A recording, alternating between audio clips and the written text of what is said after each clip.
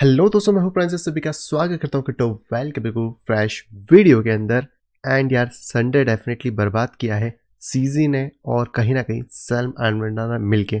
और संडे तो छोड़ो, यहाँ पे बर्बाद हुआ ही है। सबसे ज़्यादा जो यहाँ पे चीज़ें बर्बाद हो रही हैं वो है आपका और हम जैसे रिटेलर्स का फंड यहाँ पे। अब एक्चुअल में क्या हुआ है, अगर इस बारे में बात करें तो बेसिकली बाइनेंस ने जो भी उनके पास FTX टोकन की होल्डिंग्स थी, या हम कह सकते हैं FTT टोकन की होल्डिंग्स थी, उनको बेसिकली यहाँ पे सेल करना स्टार्ट कर दिया है। और इनका कहना है कि बेसिकली हमें नहीं लगता कि जो FTX एक्सचेंज है वो यहाँ पे कोई भी तरीके से ढंग का है। उनकी लाइबिलिटीज़ जो है वो कहीं ना कहीं ज़्यादा है एज़ कम्पेयर टू असेट, और इसी चक्कर में हम ये टोकन्स निकाल रहे हैं क्योंकि हमें यहाँ पे कोई भी रिस्क नहीं लेना है।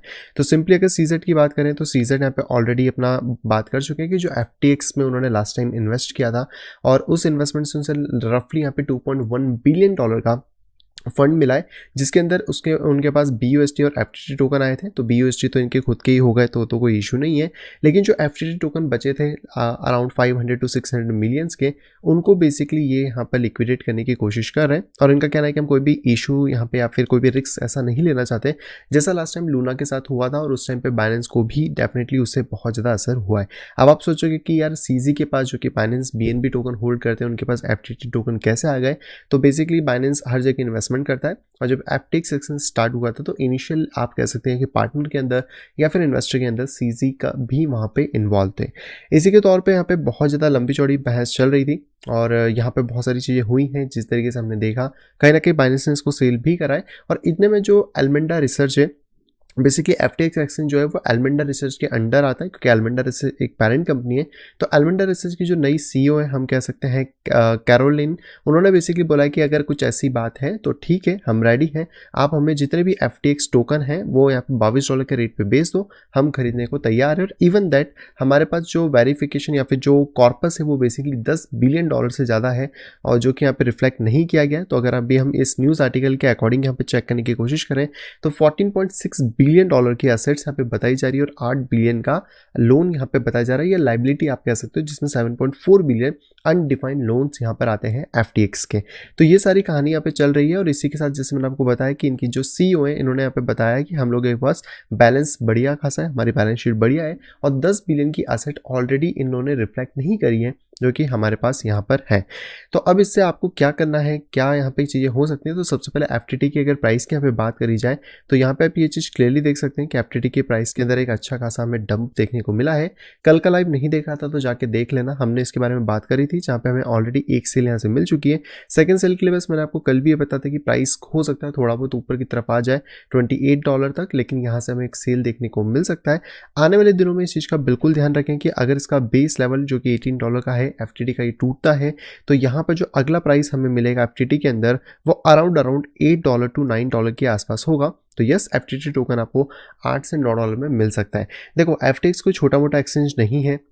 मैं मानता हूँ कि इनकी जो लिक्विडिटीज़ और सारी चीज़ें यहाँ पे बता रहे हैं ये है, लेकिन ऐसे ही इनका बिजनेस यहाँ पे वर्क करता है, और इस चीज़ को इग्नोर नहीं किया जा सकता कि यार सीजी ने अगर बेचा है तो आगे पीछे गड़बड़ भी हो सकती है। लेकिन मैं आपको ये बोलूँगा कि अगर आप FTT के ऊपर हो या FTX एक्सचेंज के ऊपर हो और आप वहाँ पे ट्रेड कर रहे थे तो कर सकते हो, इतना ज़्यादा कोई बड़ी इश्यूज़ नहीं चल रहे। और अभी कहीं ना कहीं अपने टोकन को वैसे भी स्टेबल रखने या फिर बाकी सारी चीज़ों के अंदर कोशिश करेंगे, लेकिन as a technical price wise यहाँ पे चीज़ें सही नहीं लग रही हैं। और ये चीज़ मैंने आपको पहले भी बताई थी कि मुझे लगता है बिटकॉइन 12 से 10,000 डॉलर तक गिर सकता है। उसके पीछे बहुत सारे रीजंस हैं, और ऐसा जो चीज़ें होती हैं इसमें सिर्फ अकेला बिटकॉइन नहीं गिरेगा, पूरी मार्केट कैप गिरेगी, तो कहीं ना कहीं बाकी टोकन्स पे भी असर पड़ेगा। तो अगर आप सोचो कि FTX टोकन क्यों गिर रहा है तो उसका जवाब सिंपल सा ही है कि देखो, ये न्यूज़ व्यूज़ का तो ठीक है, थोड़ा बहुत ही चक्कर है, जो भी आप चीज़ें अभी देख रहे हो। आने वाले टाइम में इंपॉर्टेंट जो होगा वो आपका 20 से लेके $18 का लेवल है, इस पर ज़्यादा फोकस करो। अगर इससे नीचे FTT गया देन आपको अच्छा खासा सेल देखने को मिलेगा। देखो, वॉल्यूम इस टाइम पे ज़्यादा है, इसको बिल्कुल भी डिनाई नहीं किया जा सकता।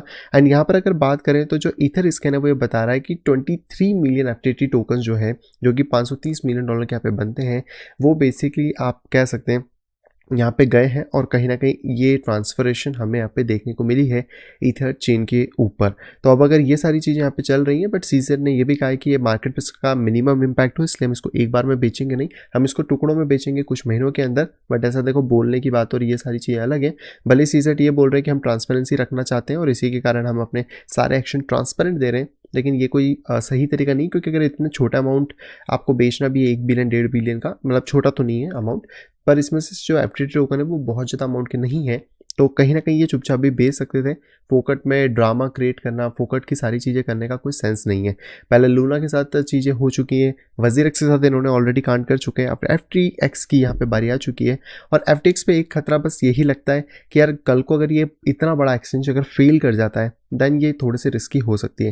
देखो मैंने तो वहाँ से अभी तक फंड नहीं निकाला है, बट जो मेजर टोकन्स हैं लाइक बिटकॉइन, इथेरियम, जो इनका हम थोड़ा बहुत यूटिलाइज करते हैं, वो डेफिनेटली मैं हार्डवेयर वॉलेट में शिफ्ट कर लूँगा।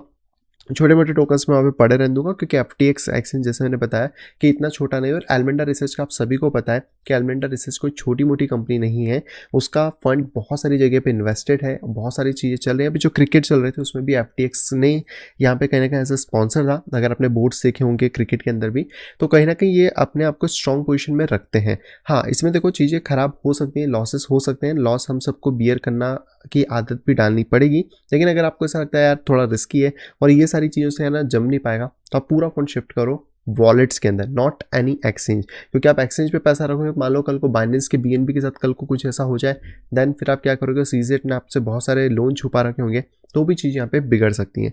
तो मैं तो ये कहूँगा कि अगर आप कुछ भी कर रहे हो तो आप सॉफ्टवेयर हार्डवेयर वॉलेट यूज़ करो। छोटा मोटा फंड है जो आपके लिए छोटा मोटा हो तो आप उसको एक्सचेंज पर रहने दे सकते हो, या फिर आप जिस फंड से ट्रेड कर रहे हो उसको आप सिर्फ एक्सचेंज पे आप पे रख सकते हो। अब देखो एफटीटी की बात निकली तो सोल की बात करना भी ज़रूरी है, क्योंकि सोल भी इन्हीं का प्रोजेक्ट है जो कि कहीं ना कहीं यूज़ होता है। एंड सोल में ये चीज़ हमने पहले भी बात करी थी, कल के लाइव में अगर आप नहीं थे तो जाके आप देख सकते हैं। मैंने कल के लाइव में भी आपको बता दिया था कि ये एक रेजिस्टेंस पॉइंट है हमारे पास, और इसको अगर मार्केट आपको क्लियर नहीं करता है तो मार्केट में फिर से करेक्शंस देखने को मिलेगा। तो ये चीज़ें हमें ऑलरेडी मिल चुकी हैं। इसको क्लियर करता तो भी मार्केट आपका 48 तक जा पाता, जो कि बहुत ज़्यादा नहीं है। प्राइजेस के अंदर करेक्शन स्टिल चल रहे हैं एंड इसका बेस लेवल है 25.8, तो यहाँ पर आपको थोड़ा ज़्यादा फोकस करना चाहिए। बीच की जो सेंटर पार्ट्स हैं अब ये इतने वर्क नहीं करेंगे एंड स्टॉप लॉस आप चाहते थे तो 29 के नीचे रख सकते थे, लेकिन 29 के नीचे प्राइस किया तो प्राइस फिर 25 को भी टेस्ट करेगा, तो कहीं ना कहीं इसका असर पड़ने वाला है। और इनका एक और टोकन है जिसके बारे में भी शायद आपको नहीं पता, वो है दोस्तों serum token. And yes, serum भी सोल के ऊपर ही यहाँ पे आता है।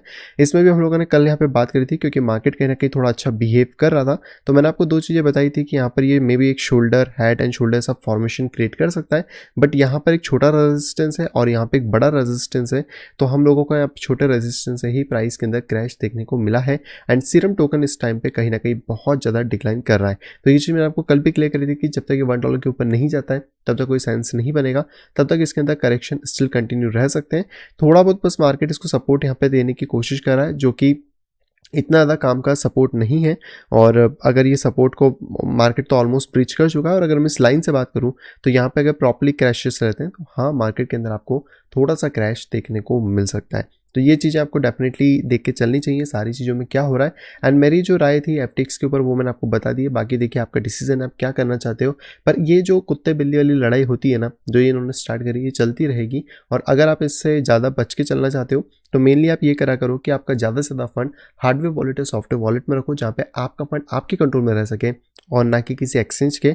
हाँ, ट्रेड करने जितना फंड आप चाहो तो वहाँ पे रख सकते हो, और आगे इन फ्यूचर ऐसे एक्सचेंजेस ढूंढने की कोशिश करो जहाँ पे फंड आपके वॉलेट में हो और ट्रेड आप डायरेक्टली डेक्स के ऊपर यहाँ पे कर सको। तो not exchange, it's a DEX. I hope दोस्तों वीडियो आप सभी को यहाँ पे पसंद होगी। दोस्तों अगर वीडियो को पसंद तो प्लीज वीडियो को लाइक करेगा। अगर अभी तक आपने चैनल अपने फैमिली या फ्रेंड के साथ शेयर नहीं करा है तो तुरंत जाए शेयर करें, ताकि वो लोग भी क्रिप्टो मार्केट से अपडेटेड रह सके। और अगर आप आए फर्स्ट टाइम इस चैनल के ऊपर तो तुरंत जाइए, देरी किस बात की, चैनल को करिए सब्सक्राइब, साइड में दिए गए नोटिफिकेशन बेल को दबा के क्लिक करें ऑल के ऊपर, ताकि मेरे आने वाली सभी वीडियो की इन्फॉर्मेशन प्रॉपर टाइम पे पा सकें। तो मैं मिलता हूं आपसे कुछ इंटरेस्टिंग वीडियो के साथ, तब तक have a great day and bye bye.